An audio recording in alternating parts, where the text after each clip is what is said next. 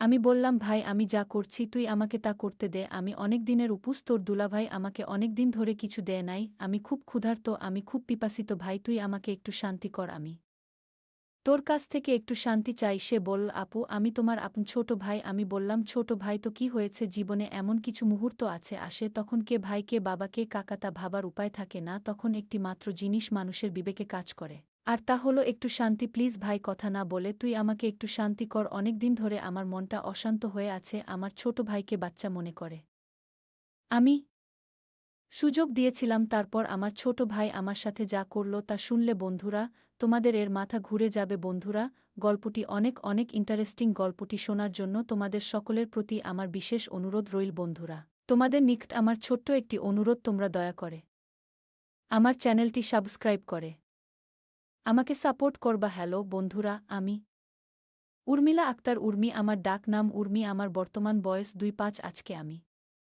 তোমাদেরকে যে গল্পটি বলবো সেটি আমার বাস্তব জীবনের গল্প। তখন আমার বয়স ছিল 1 আমি দেখতে অনেক সুন্দরী, লাবণ্যময়ী এবং আবেদনময় ছিলাম বটে। আমার ফ্যামিলিতে শুধুমাত্র আমি, আমার ভাই এবং আমার মা বাবা ছিলাম, মোট সদস্য সংখ্যা ছিল 4 জন এবং আমি ছিলাম সবার বড়। আমার ভাই ছিল আমার ছোট, তার বয়স ছিল 1-5। আমার ছোট ভাইয়ের নাম সাগর, সে ক্লাস 10-এ পড়ত, সে দেখতে অনেক কিউট ছিল, আমি তাকে খুব ভালোবাসতাম এবং স্নেহ করতাম, তাকে দেখতে একেবারেই নায়কের মতো চেহারা ছিল, তাকে দেখলেই আমার অন্য কিছু করতে মন চাইত। আমাদের পরিবারের সবাই খুব সুন্দর ছিল, আমি যেমন সুন্দরী ছিলাম আমার ভাইও আমার মতোই সুন্দর ছিল, আমার মা বাবাও অনেক সুন্দর ছিল। আমার ছোট ভাইয়ের চেহারাটা এতই কিউট যে তাকে দেখলেই আমার আদর করতে মন চাইত। মাঝে মাঝে আমি আমার বিয়ের আগে বিভিন্ন অজুহাতে তার সাথে বিভিন্নভাবে মজা করার চেষ্টা করতাম। বিয়ের আগে মাঝে মাঝে সে আর আমি একসাথে থাকতাম, প্রায় প্রায় আমি তার কাছে থেকে ভিন্ন কিছুর স্বাদ নেওয়ার চেষ্টা করতাম। সে তখন খুব ছোট্ট ছিল বিধায় খুব একটা বেশি বুঝত না, সে দেখতে অনেক সুন্দর হওয়ায় আমি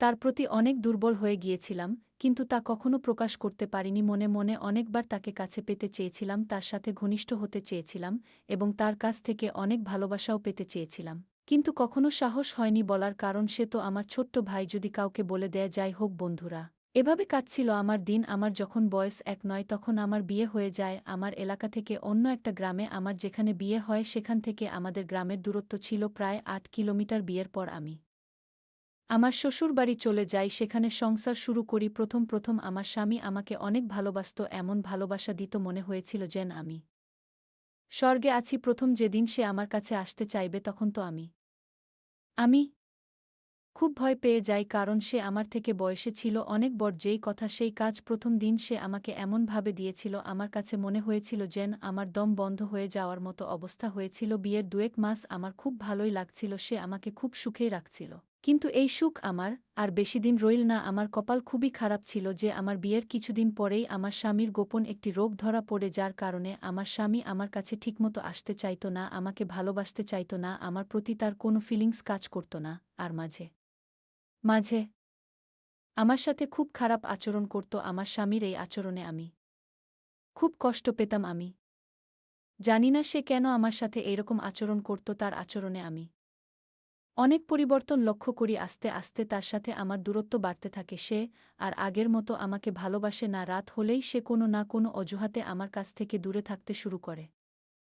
আমি যখনই তার কাছে যেতাম ভাবতাম আজ তার সাথে সময় কাটাবো, আজকে আমরা স্বামী স্ত্রী মিলে একটু রোমান্টিক সময় পার করব, কিন্তু আমি চাইলে কি হবে, তাতে তো তার কোনো সাড়া পাইনি। আমি যতই তার কাছে যেতে চাইতাম সে আমার কাছ থেকে বিভিন্ন অজুহাতে অনেক দূরে থাকতে শুরু করল। সে এখন আমাকে বিন্দুমাত্র সময় দেয় না। তার আচরণে এতটা পরিবর্তন দেখে আমি খুব বিস্মিত হয়ে, আমাকে ভালোবাসার তার মধ্যে কোনো আকাঙ্ক্ষাই নাই। রাতে কিংবা দিনে সে কখনোই আমার সাথে আকর্ষিত হওয়ার চেষ্টা করত না, আমাকে সবসময় সে ইগনোর করতে শুরু করল। তার এসব দেখে আমার মনে অবস্থা আরও খারাপ হতে লাগল। তারপরেও আমি ভালো পেলাম, জাকসত হলেও সে তো আমার স্বামী, আজ আমাকে ভালোবাসে না, কিন্তু কাল তো ভাসবে একদিন। আমি ভাবলাম যেহেতু তার আমার প্রতি কোনো টান নাই, আজকে তাহলে আমি তাকে আমার প্রতি আকৃষ্ট করার জন্য তাকে আমি নিজেই উদ্বুদ্ধ করব। আজকে আমি তার কাছ থেকে আমার অধিকার আদায় করে নিব। সেদিন রাতে আমি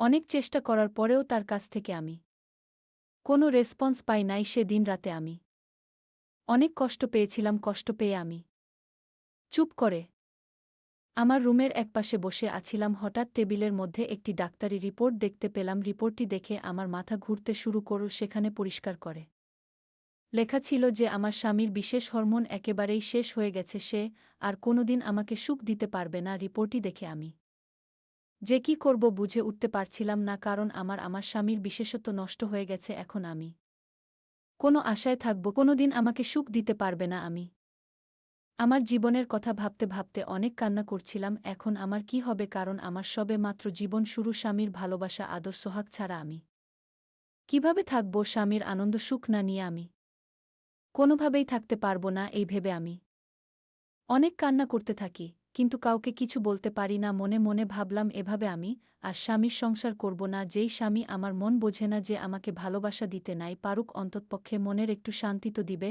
তাই স্থির করলাম আমি আমার বাপের বাড়ি চলে যাব। তারপর একদিন আমার ছোট্ট ভাই আমাদের শ্বশুর বাড়িতে আসে। বেড়াতে বেড়াতে এসে দেখে আমার ছোট্ট ভাই আমার মনের অবস্থা একেবারেই খারাপ। আমি বললাম, আপু তোমার কি হয়েছে? আপু বলল, কিছু হয় নাই, আর শুধু কাঁদে। আমার ছোট ভাই ভেবেছিল মনে হয় আব্বু আম্মুর কথা মনে পড়ছে, তাই আপু কাঁদছে। তারপর আমার এই অবস্থা দেখে আমার ছোট্ট ভাই আমার স্বামী এবং আমার শ্বশুর শাশুড়ির কাছ থেকে বলে আমার বাড়িতে নিয়ে আসে। আমি আমার বাপের বাড়িতে এসে সবসময় নীরবে বসে থাকি আর সবসময় টেনশনে থাকি।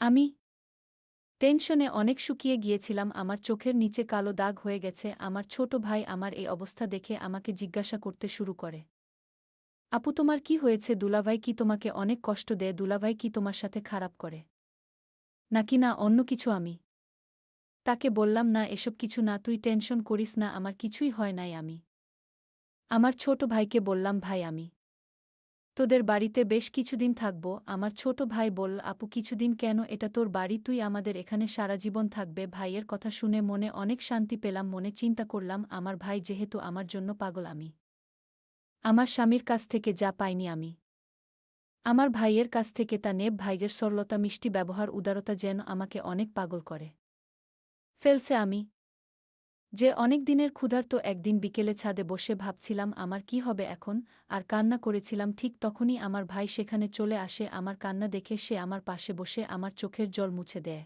আর আমার কাছে কান্নার্ত কণ্ঠে জানতে চায়, কি হয়েছে আপু, আমাকে একটু বলবে? আমি লজ্জায় কিছু বলতে পারছিলাম না। তারপরেও সে অনেক জোর করার পর আমি তাকে বলি যে, ভাইরে, তুই আমার ছোট ভাই, তোকে যে আমি কি করে বলি, তোর দুলাভাই আমাকে আর তেমন ভালোবাসতে পারে না। তার অনেক সমস্যা, তার অনেক বড় সমস্যা। তার আমাকে ভালোবাসার মতো কোনো ফিলিংসেই থাকে না। সে আমাকে কোনোভাবেই কোনো তৃপ্তি দিতে পারে না। সে আমাকে কোনোভাবেই সুখী করতে পারে না। এখন আমি কি করি বল ভাই? এই দুঃখ কি কারো কাছে বলা যায়? আমার মুখ থেকে এইরকম ধরনের কথা শুনে আমার ভাই প্রথমে একটু চুপ হয়ে যায়। আমার ছোট ভাই যদিও বয়সে আমার থেকে ছোট, তার বয়স প্রায় ১৬-১৭ এর কাছাকাছি। সেসব বোঝে। সে কিছুক্ষণ চুপ করে থাকার পর বলল, আপু দুলাভাইকে ডাক্তার দেখাও। আমি বললাম, অনেক ডাক্তার কবিরাজ সব দেখিয়েছে, কিন্তু কোনো কাজ হয় নাই। বিয়ের আগেও নাকি তার এরকম সমস্যা ছিল। তারপর অনেক ডাক্তার দেখিয়ে সে কোনো রকম ভালো হয়েছিল, কিন্তু ডাক্তার বলে দিচ্ছিল যে আপনার যদি পরবর্তীতে এরকম সমস্যা হয় তাহলে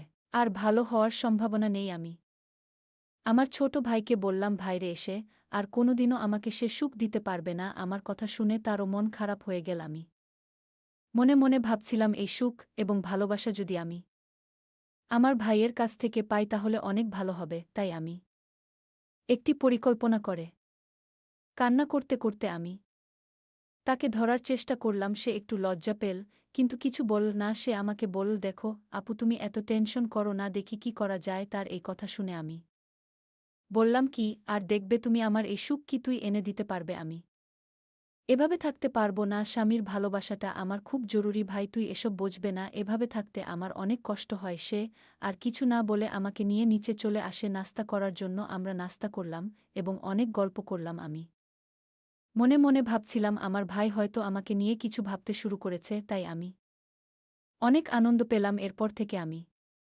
আমার ভাইয়ের কাছাকাছি থাকতে শুরু করলাম। রাত হলে সে আমাকে সান্ত্বনা দেওয়ার জন্য সে আমার কাছে থাকত। আমি তো আমার ভাইকে ছোট্ট বাচ্চা মনে করতাম, আর সেও আমার কাছাকাছি থাকতে পছন্দ করত। প্রতিদিন রাতে আমি আর আমার ছোট ভাই একসাথে ঘুমাই। কিন্তু আমার তো রাতে ঘুম আসত না, শুধু চোখে মনে অন্য কিছুর বাসনা। চোখের আমার পাশে আমার আপন ছোট ভাই শুয়ে রয়েছে, মাঝে মাঝে তার প্রতি লোভ চলে যায়। ভাইয়ের টকবেগে যৌবন প্রতি আমার লোভ চলে যায়, মনে হচ্ছে যেন আমি মোম, আর সে আগুন। তার পাশে শুইতেই আমি যেন গলে যাচ্ছি এবং তাকে বারবার ছোঁয়ার চেষ্টা করছি, বাট মনের মধ্যে কিছুটা ভয়ও করছিল। কিছুক্ষণ পর আমি অনুভব করলাম আমার ছোট ভাই ঘুমিয়ে পড়ল, কিন্তু আমার তো ঘুম নাই। যখন অনুভব করলাম সে ঘুমিয়ে পড়েছে, তখন আমি তাকে নিয়ে এক অন্যরকম অনুভূতি নেওয়ার চেষ্টা করলাম। আমি যখন তাকে নিয়ে অন্যরকম কিছু করছিলাম, তখন আমি লক্ষ্য করলাম সে ঘুম থেকে উঠে গেছে। সে ঘুম থেকে উঠে বলল, আপু তুমি আমার সাথে কি করছো? আমি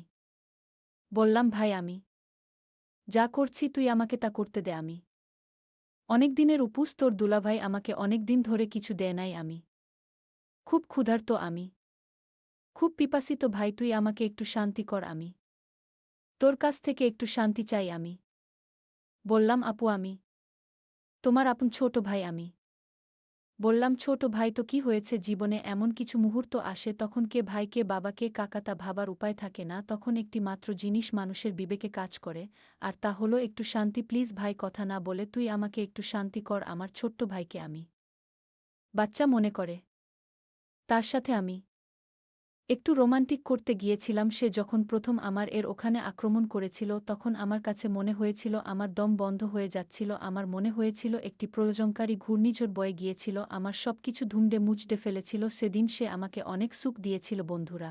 তার কিছুদিন পর বন্ধুরা আমি আমার স্বামীকে ডিভোর্স দিয়ে দেই এবং আমি আমার ছোট্ট ভাইকেই স্বামীর মতো গ্রহণ করতে থাকি। বন্ধুরা, যে স্বামী না পারে কোনো মনের সুখ দিতে, না পারে অন্য কিছু, তার সাথে তো আর যাই হোক কেন সংসার হয় না? সব কিছু বাদ দিয়ে বন্ধুরা, এখন আমি আমার ছোট ভাইকেই সবার অন্তরালে স্বামী রূপে গ্রহণ করে নিলাম। আমি জানি না আমার এই জীবন কতদিন চলবে বন্ধুরা। আমি ভুল করছি না স্টিক করছি, তা আপনাদের উপর ছেড়ে দিলাম। নিশ্চয়ই আপনারা কমেন্ট করে জানাবেন বন্ধুরা।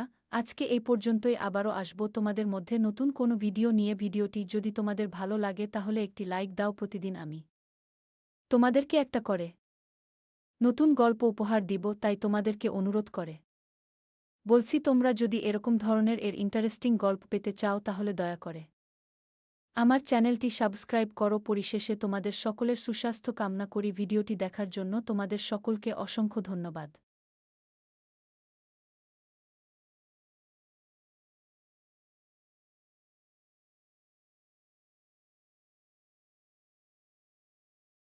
সরগরম হয়ে উঠল দুটি বিষয় নিয়ে, আর এই দুটি বিষয়ে যারা শোরগোল ফেলেছেন নেটপাড়ায় তারা হলেন তৃণমূল কংগ্রেস নেতা কুণাল ঘোষ এবং সিপিএমের যুবনেত্রী মীনাক্ষী মুখোপাধ্যায়।